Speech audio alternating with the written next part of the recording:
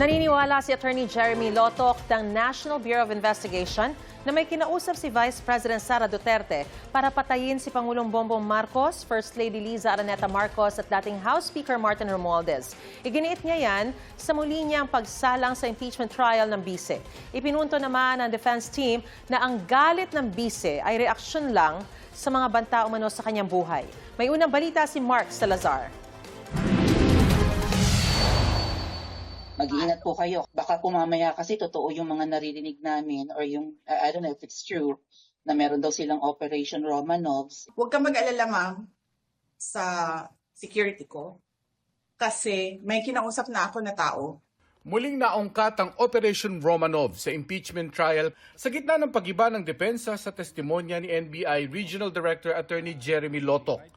Muling pinalabas ng depensa ang November 23, 2024 online press con ni Vice President Sara Duterte para iputong ang galit ng bise ay reaksyon niya sa banta raw sa kanyang buhay. Ayon kay Lotoc, sinubukan nilang imbestigahan ang banta sa buhay ng bise at ang sinasabing Operation Romanov. Pero hindi ito naberipika dahil hindi raw nakipag-coordinate ang kampo ni VP Duterte. We try to invite Princess Maui to shed light doon sa sinasabi nilang Romanov. Since hindi ho nag-appear si Princess Maui, wala ho kaming basis. So, classify muna namin ito na non-validated information. Ang Romanov ang pangalan ng pamilya ng huling czar ng Russia.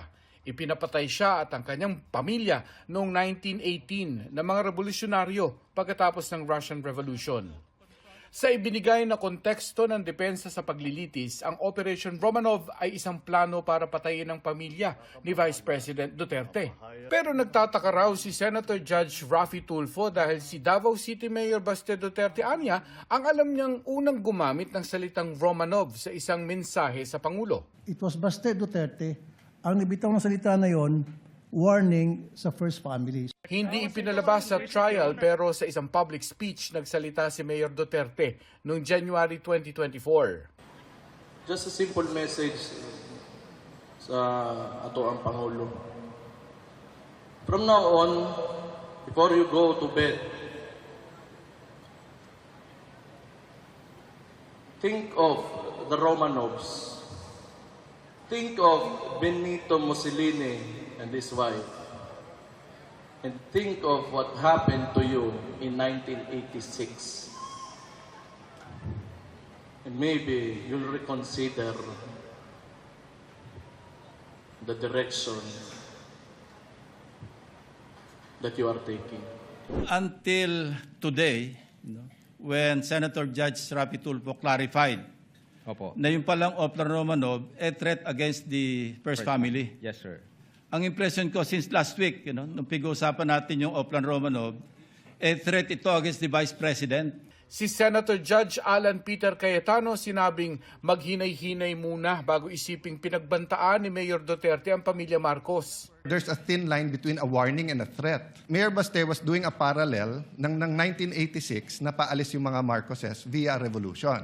Ang Romanovs, inubos sila para nga hindi balik. Dagdag ni Cayetano kung totoong nagbanta ang kapatid ng bise sa pamilya Marcos, dapat sana nagalit na ang kapatid ng Pangulo na si Senator Amy Marcos at dapat nagsampa ng kaso ang Presidential Security Command laban kay Mayor Duterte. Makailang ulit ding tinanong ng depensa si Attorney Lotoc tungkol sa mga alegasyon ng bise laban sa nooy House Speaker Martin Romualdez sa parehong online press conference. Speaker mo, pinabayaan mo siya abusuhin ang pera ng bayan. Paikot-ikot sa buong bansa,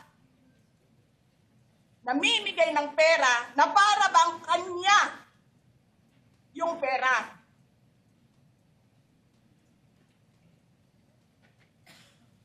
Eh di ba nga, lagi niyo sinasabi separation of powers? Anong trabaho ng legislative branch? Gumawa ng batas. Anong ginagawa ni Martin Romualdez?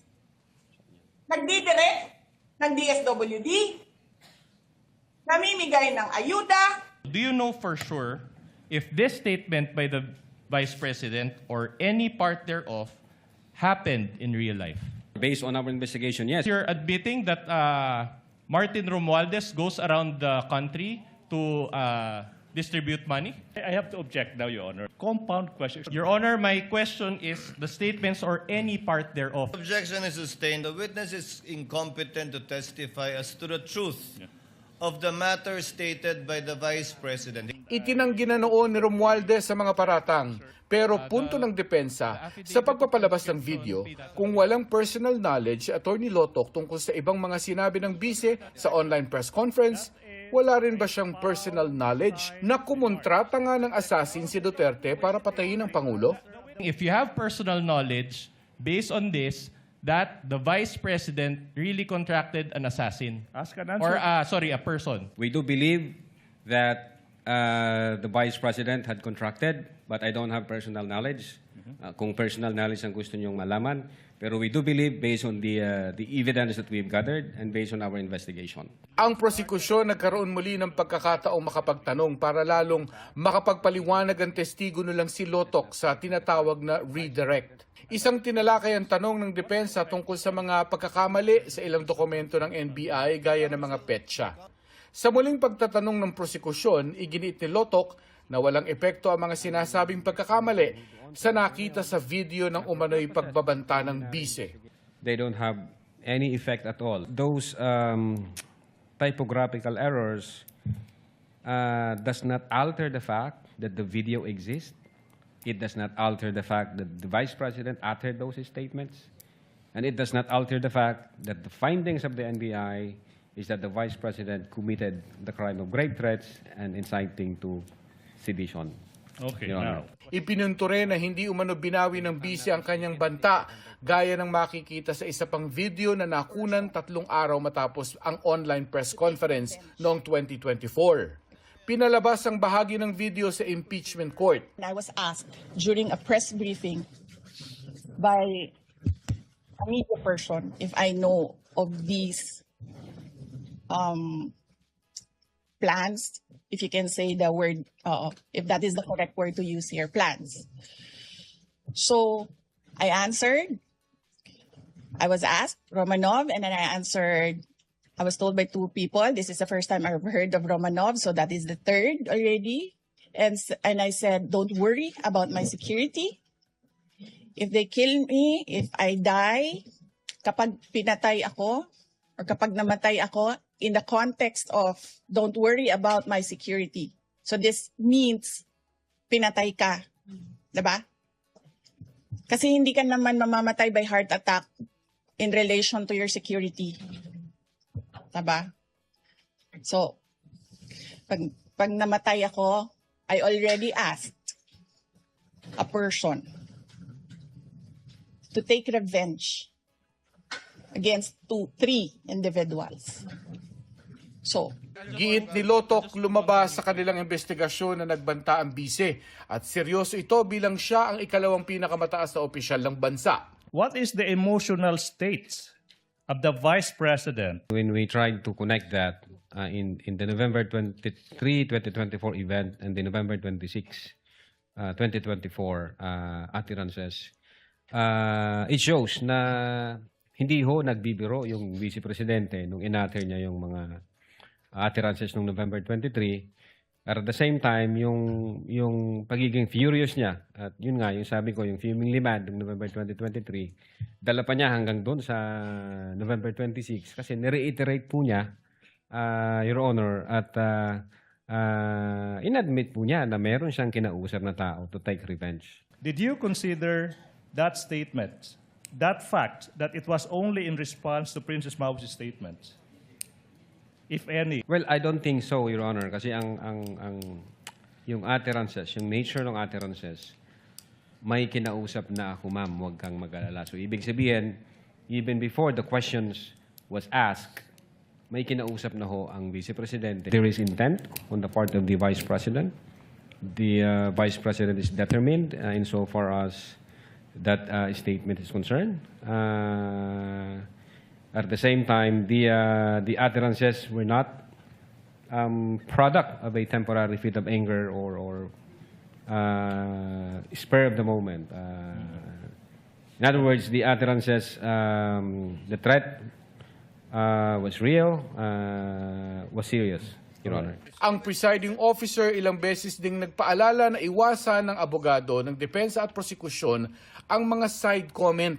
Are you aware that the Vice President is a lawyer? Yes, sir, of course. That he has, of course, a law degree and passed the bar exams? Yes, sir. With the first attempt and with the rating of 80%, are you aware of this? I heard it in the news, sir. Oh, she has a higher grade than most of the lawyers here. But are you aware that she also worked as a court Objection, relevance, attorney? Your Honor. Relevance. Objection, Counsel for the relevance. respondent, kindly avoid those Yes. We will comply, Your disparaging Honor. statements, given that there are a lot of lawyers here and you don't know what their grades are. The evidence is clear, sir. According to you. Oh, objection, Your Honor. I move So- that... Oh, wait. Counsel, We cannot let this no, pass. that is a reminder for counsel for both parties. Kindly avoid side remarks. Henceforth, the presiding officer will have it stricken off the record. And whatever question you pose and afterwards withdraw will likewise be stricken off from the record, so as to avoid any attempts at showmanship usually seen on TV, yes, but will not be tolerated by this impeachment court. Giit naman ni Senator Judge Cayetano kay Lotoc, ang umano'y banta ng bise ay nakakondisyon sa kung papatayin siya ng umano'y 3 pinagbabantaan niya na sina Pangulong Marcos, First Lady at dating House Speaker.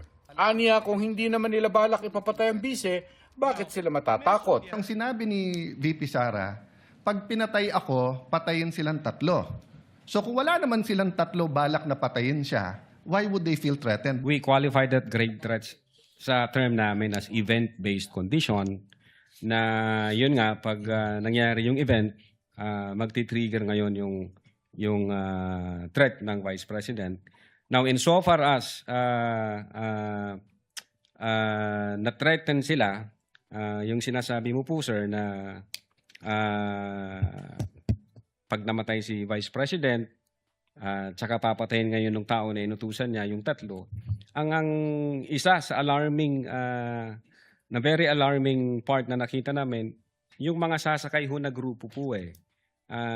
Kasi, God forbid, pwedeng mawala ang Vice Presidente but not necessarily sila yung dahilan. Pwedeng namatay siya for one reason or the other. Then, ang impression na ng marami, ang may kasalanan nito, yung 3. Ito ang unang balita.